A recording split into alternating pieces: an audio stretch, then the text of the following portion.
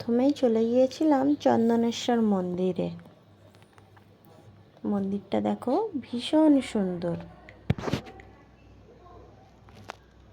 আশেপাশে প্রচুর দোকান।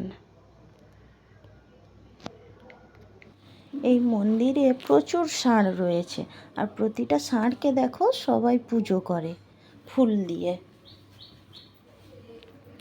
এই একটা ঠাকুর দেখো, আমি তো দেখে খুব খুশি হয়ে গেলাম। আর এখানে ধূপ জ্বালানো হচ্ছিল। পাশে ছিল একটা ছোট মন্দির। মন্দিরটায় গিয়ে দেখলাম খুব সুন্দর ঠাকুর রয়েছে, তাই একটা ভিডিও বানিয়ে নিলাম। তারপরে এই যে লাইনে দাঁড়িয়ে পড়েছি ঠাকুর দেখার জন্য। ঠাকুর দেখলে এখানে লাইনে দাঁড়িয়ে ঠাকুর দেখতে হবে। মন্দিরকে আসতে যে রাস্তাটা এত গরম ছিল।